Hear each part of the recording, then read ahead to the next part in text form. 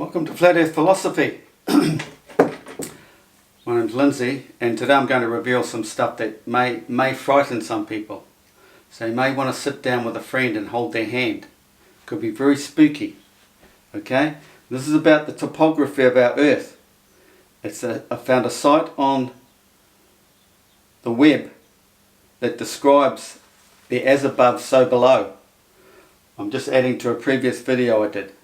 Expanding on that, I got so excited myself, got carried away and never let out all the information I wanted to release. So I'm calling this the deep web dump. I'm doing a musk, okay? But I call this not the deep state, but the deep web dump. These two here, these two sites, so check them out. So basically, this site here, someone's mentioned geoid as the assumed. Well, he can say whatever he likes about the assumed. It's what your scientists called it. But if he thinks that's assumed, so he must be thinking zenith cameras and spectroscopy are assumed as well, are they? Fanciful. Well, no. So check out that site. So what it's basically telling you, and a lot of people probably won't understand it, is they can read the impression on this firmament above to give the negative image of what's on Earth. So this is an opposite, a positive and a negative image. And this is all related to what the Egyptians have left us in reliefs. Why the reliefs? And you can also connect it with sun gazing. If anyone knows about sun gazing, you gaze at the sun, it gives a negative print of the surroundings in a convex relief image. So, you know, this is GPS, deflections, etc., etc. Zenith cameras, they trace through spectroscopy this pattern on the firmament. Any location on Earth with their zenith cameras and their spectroscopy can determine or verify the shape of our Earth. So all you know, involves surveying and stuff, land surveying and stuff, GPS, it's all a coordinate system. So Earth's 3D topography is verified by spectroscopy and zenith cameras. The contour of Earth is a negative print of the above, like the two parts of a broken egg shell coming apart. See, they lock in, they come apart because one's negative and one's positive. Okay? Try a bit of sun gazing yourself. You focus on the sun, it might take a while. You've got to get your eyeballs used to it. Don't do it in the middle of the day. Do it as the sun's going down or early morning. Keep focusing on the sun till you get the grey disc, the light grey disc in front of it. And you'll see with your peripheral vision, you want to make sure there's something in the foreground in your peripheral, like bushes or trees or anything, or even the clouds. And you'll notice in your peripheral vision you'll get this negative print, a relief type image. Everything else will be showing up as this negative print. Okay? The Egyptians know all about the world we live in, and Christians are afraid to get into it. Through indoctrination keeps them away from it. But all religions have come from what the Egyptians know. You can call it paganism or whatever way back then, but you break it down, understand it all, you find it's all related to the stories you hear today. They're just, you know, a bit jumbled up a bit. Basically told all wrong, really. But they just don't understand any of it. It's all false. So yeah, so that's that, guys. Check out my earlier video. And this astronomical timekeeping involves the hidden sun. The hidden sun in the centre of the universe, but it's actually in the centre of our flat Earth above the Arctic, beyond the event horizon that no one can see, no one understands, unless they understand all the esoteric knowledge in ancient Egyptian, the Greeks, Greek as in the wise ones or Atlanteans, there's all these different names for them. They wrote all this stuff down. They were the prophets. You can say that it's the word of God, but it comes through them. It's not written from some imaginary man, but in the same context, you've got to realize a lot of stuff on earth is not man-made. It's just the system we live in. Positive, negative, we're all of the light. Nothing's actually physical, so it can be formed overnight. And like a pyramid could be formed overnight.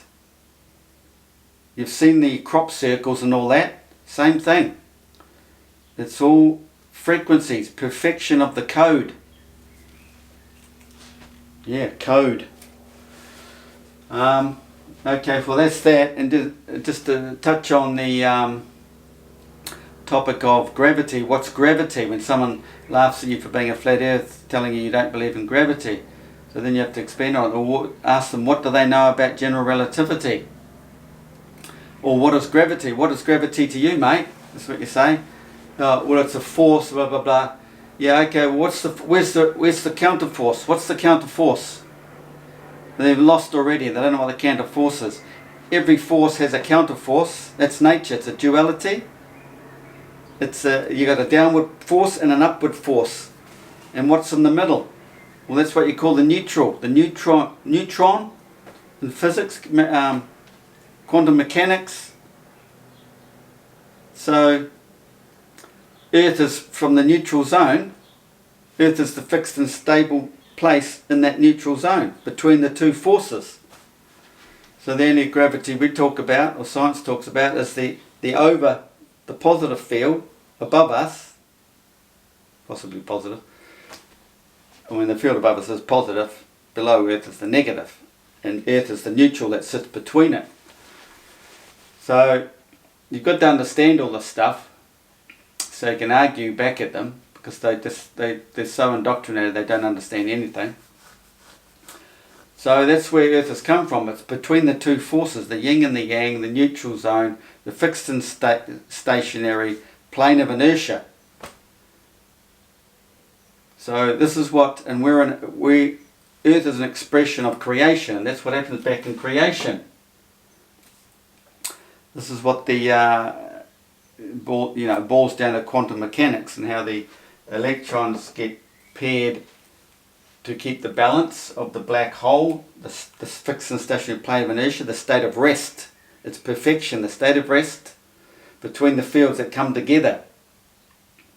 And the protons come over and feed into the sun.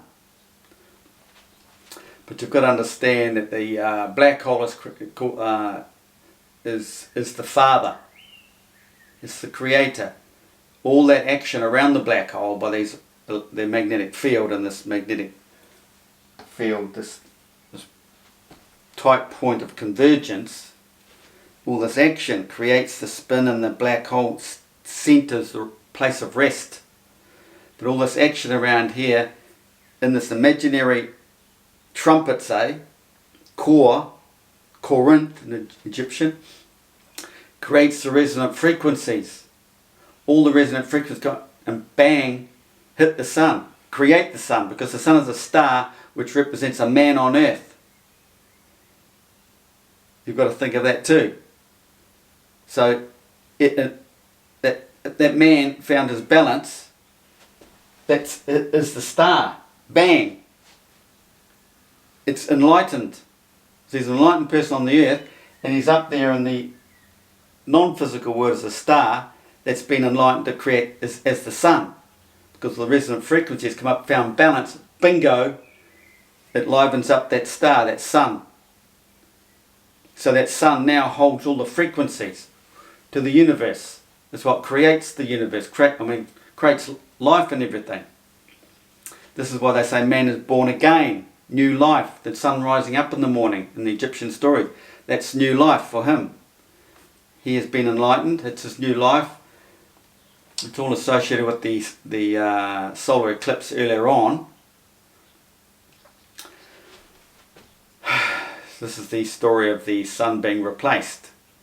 In Egyptian mythology, you know, there's Ra, but you have to associate Ra with the black hole as well. But I haven't got that on the top of my head at the moment. But you've got to realise there's the Father and the Son. Black hole and the Sun. And all the magic that goes with it. You can call it the Holy Ghost. And this is all about male, but the female is the divine entity that must come into the male. So when he finds perfection, this female entity has lost other half of his duality, is united with him in this spiritual connection, perfection he finds.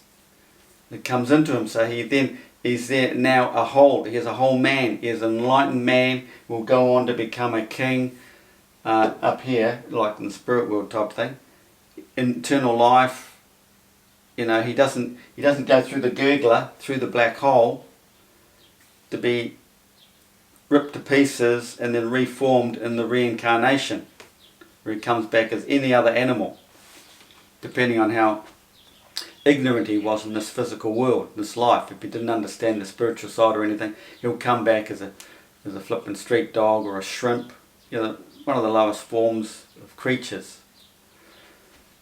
And the enlightened could come back as they have choices. They can come back as an eagle, any type of bird,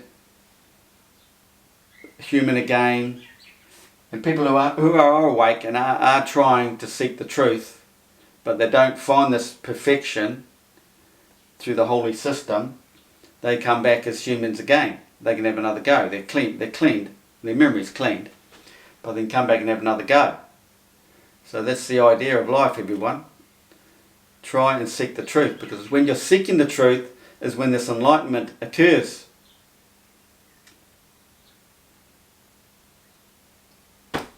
Period. So there's a bit of philosophy for you guys. Hope I didn't scare you with this. As above, so below. All the ancients knew. It's all there. Science has just verified it, if you can understand that. I don't know what's with the Switzerland. I didn't even go right into it. I didn't even have to read it all. Because I know. I can pick up on these things straight away. This blew me away. And they came out of Hong Kong. They call it the fictitious sun. Fictitious sun is the actual sun back in creation here that just turns. That's all it does. 24/7 turns in a circle. There's another mythological story in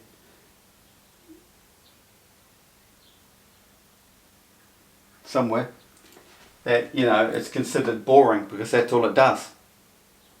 What it does out in our realm is a bit different story, because it's reflected out to our realm and follows the magnetic field and the up and down of the ecliptic plane. So it varies a bit. But back in here, where it's projecting its image out to here, it's very boring. It just continues to go round and round and round. And the moon does a cardinoid over the month, spirals back into the sun, spirals out. Going around every day, of course, but over the month it forms a Fibonacci, where it comes out away from the sun as the sun races ahead, and it becomes a full moon right out here, while the sun is in here facing this way. So you see the full moon over here, while the sun is facing that way. Okay, and then it comes all the way, winds back in again as the sun starts catching up again. It starts coming back in, gets drawn back into the face of the sun at new moon. All the phasing is about its position around here, out of the direct light of the sun. So the moon we see is its own light, and it's only being seen because the sun is not shining on that part of the moon. It's not facing in that direction. I'll stop there. I'm supposed to stick to just one topic in my videos from now on. That didn't work, did it? Okay, spread the good news. Put likes up and get it out there. We're getting traction. The more likes we're getting, more traction. People will wake up. Cheers, guys.